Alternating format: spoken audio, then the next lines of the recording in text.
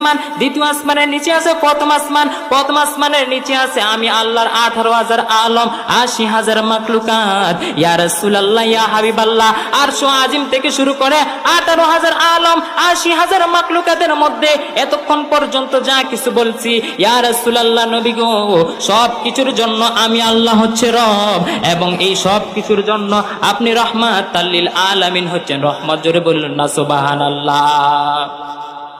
তাহলে এই নবীর সম্মান, এই নবীর ইজ্জত, এই নবীর মর্যাদা আল্লাহ রাব্বুল পাক আলামিন এমন করে বৃদ্ধি করে দিয়েছেন। আল্লাহ বলেছেন ওয়ারাফা'না লাকা যিকরাক, আল্লাহ বলেছেন হাবিব আপনার রেসপেক্ট, আপনার সম্মান সব কিছুর চাইতে বেশি। জোরে বলুন না সুবহানাল্লাহ। সেই নবীর সম্মান আল্লাহ কেমন দিয়েছেন? আমেরিকার একজন বিশিষ্ট লেখক, রাইটার্স, ওনার নাম হচ্ছে মাইকেল এইচ হার্ট। সে মাইকেল এইচ হার্ট একটি বই লিখেছেন, সেই বইটির নাম হচ্ছে the 100 ranking of the most influential person in history, অর্থাৎ পৃথিবীর জমিনের মধ্যে 100 জন মানুষের জীবনী লেখার চিন্তা ভাবনা করলেন।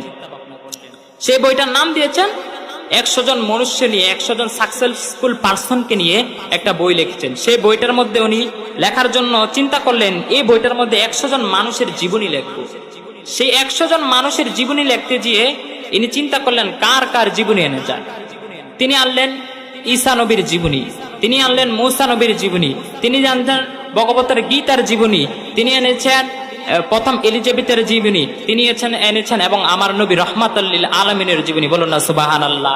তিনি 100 জন মানুষের জীবনী নিয়ে চিন্তা করলেন who is the number 1 influential person in history. এই 100 জন মানুষের মধ্যে সর্বপ্রথম ব্যক্তি কাকে দেওয়া যায় চিন্তা করলেন। তিনি চিন্তা করতে করতে মূসা নবীর জীবনী পড়লেন, ঈসা নবীর জীবনী পড়লেন, এমন করে অন্যান্য 99% মানুষের জীবনী পড়ে এবং আমার নবীর জীবনীও পড়লেন। আমার নবীর জীবনী পড়ার পরে তিনি সাক্ষী দিলেন মাই ফার্স্ট চয়েস মুহাম্মদ সাল্লাল্লাহু আলাইহি সাল্লাম is the complete good of life. আমার প্রথম চয়েস হচ্ছে মুহাম্মদ সাল্লাল্লাহু আলাইহি সাল্লাম হচ্ছেন পৃথিবীর জমিনের মধ্যে 100 জন মানুষের মধ্যে সর্বপ্রথম ব্যক্তি। বলুন না সুবহানাল্লাহ।